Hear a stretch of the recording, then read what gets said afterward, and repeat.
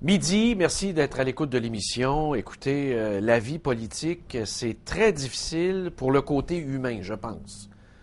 Mais évidemment, quand tu as la vocation, la passion, tu t'en rends pas tout le temps compte et c'est quand tu retrouves ta liberté, après tu te dis, c'est pas vrai que j'ai tout enduré ça pendant ces années-là. Je veux juste vous présenter un extrait que j'ai retrouvé sur YouTube, un extrait bien sympathique de Sébastien Proulx, mon prochain invité. Il se confie à un animateur et on parle de l'impact que la politique a sur la vie de famille. Puis après, on s'entretient avec Sébastien Proulx. On écoute ça. Il y a plein de gens que je connais pas, pour qui je me donne plus, en temps, en heure, en sacrifice de vie, que les gens que j'apprécie le plus. Moi, tantôt, quand je suis parti venir ici, mon gars, il dormait encore. Et ma fille de 5 mois, elle, je l'ai eu d'un bras 20 minutes. Je vais en revoir un soir, tu sais.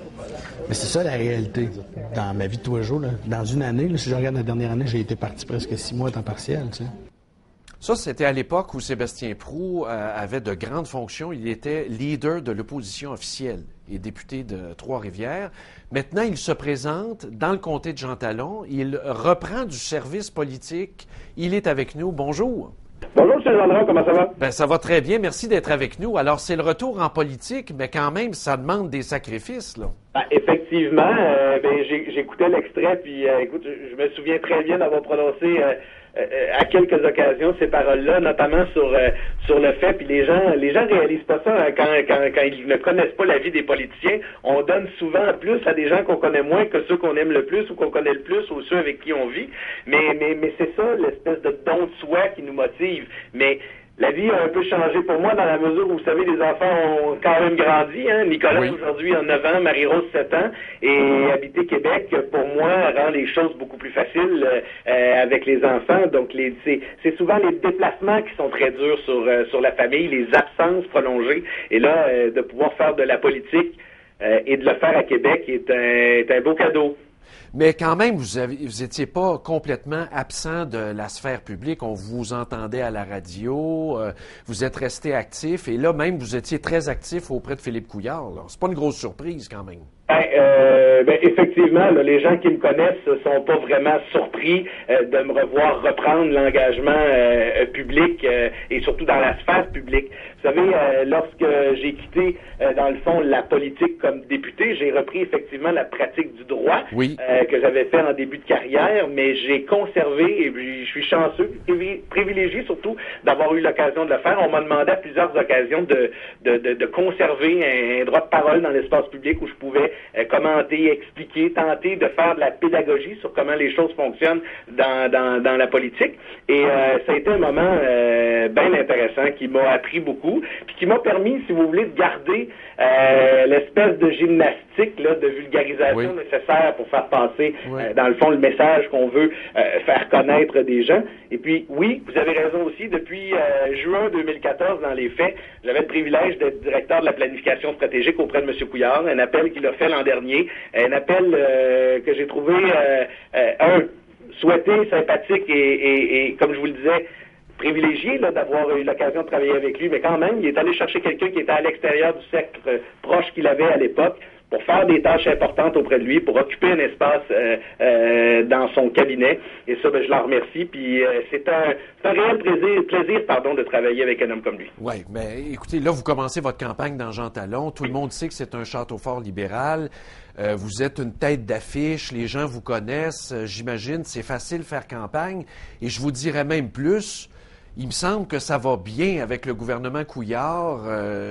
C'est d'autant plus facile, là.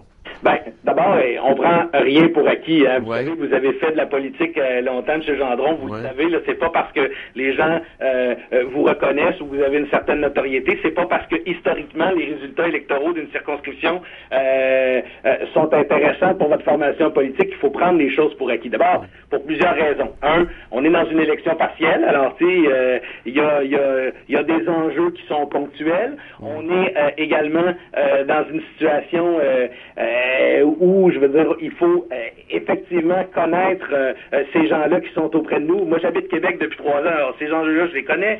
Les réalités de Jean Talon, je les connais, mais il faut également être capable d'expliquer aux gens pourquoi on veut s'engager auprès d'eux. Mais je retiens surtout ce que vous avez dit en dernier, et ça, je le constate depuis la semaine dernière, là. c'est vrai, les gens, en grande majorité, je vous dirais, puis c'est pas pour rendre ça facile ou pour faire semblant, les gens, dans la grande majorité d'entre eux, nous disent de pas lâcher puis de continuer. Les gens reconnaissent qu'ils font des efforts, hein, ils reconnaissent qu'eux font des efforts, reconnaissent que le gouvernement fait des efforts, mais ils le savent que c'est nécessaire. On en a tellement parlé longtemps que c'est une bonne nouvelle que ça se fasse maintenant.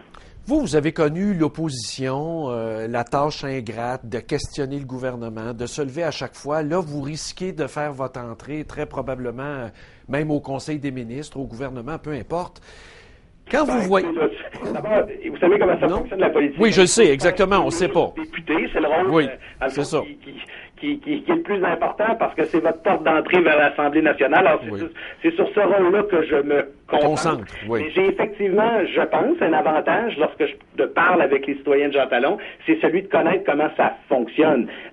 Il y a bien des gens qui font de la politique ou qui veulent se lancer en politique et qui disent que je vais faire le changement X, Y, Z suivant, que je vais être capable de transformer les affaires. La réalité, c'est qu'il y a un député peut jouer un rôle, un député peut faire avancer des dossiers. Mais il faut avoir une connaissance de la machine, il faut avoir une connaissance de comment ça fonctionne. Et mon passage dans l'opposition, ça m'a appris ça. Ça m'a appris, à questionner ce qui se fait au gouvernement. Eh bien, ça m'a aussi appris à comprendre que les décisions, parfois, sont pas faciles à prendre, puis il faut être capable de se placer dans le rôle de ceux qui décident. Mais mon passage, M. Gendron, au cabinet du premier ministre, m'a permis de voir l'ensemble de la machine gouvernementale. Ça, c'est indéniable. Et m'a permis de voir l'appareil là, dans son ensemble et surtout de réaliser à quel point c'est une tâche lourde et colossale de faire les changements qui sont nécessaires maintenant. Oui. Puis moi, ce que j'apprécie, c'est qu'on persiste et on signe. Vous pouvez pas savoir, moi, personnellement, comme citoyen, comment vous pouvez me faire jouir à tous les jours, M. Proulx et compagnie. On fait notre possible pour satisfaire la population qui nous a élus pour ça. Hein? Oui, très heureux. La réalité, c'est la suivante. Le gouvernement libéral de M. Couillard est majoritaire.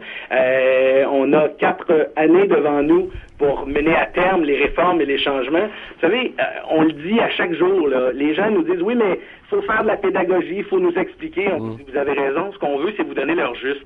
Mais il faut les faire, ces changements-là. Il faut persister dans l'adversité. Puis c'est ce qui est intéressant de travailler avec le Parti libéral du Québec, parce que c'est une formation politique qui a de l'histoire, qui a de la colonne vertébrale pour faire face à l'adversité, et surtout qui a favorisé là, les grandes réalisations du Québec dans le passé. Alors moi, je suis très, très, très heureux de l'endroit où je me situe aujourd'hui.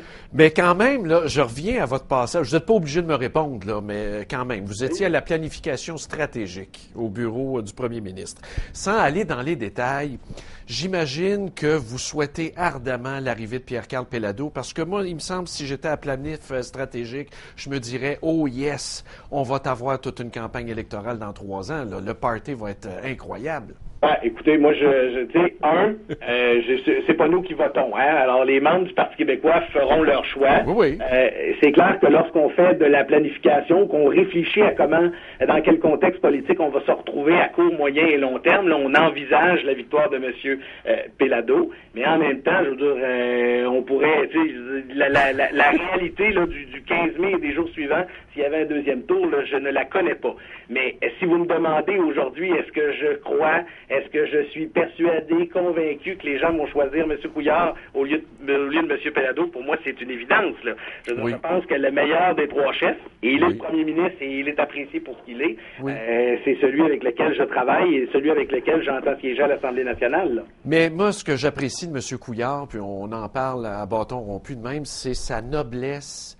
C'est un homme respectueux. Oui, sa grâce, tu sais, de s'élever au-dessus de toutes ces bassesses-là qu'on entend parler. Et c'est pour ça que je vous dis, l'arrivée de Pierre-Carl Péladeau, là, ça va être du bonbon pour le Parti libéral. Là. C'est une autre victoire là, sur un plateau d'argent. Là. Je me demande même s'il va être capable de finir la campagne électorale dans 3 ans. Je ne sais pas s'il va être capable de passer au travers.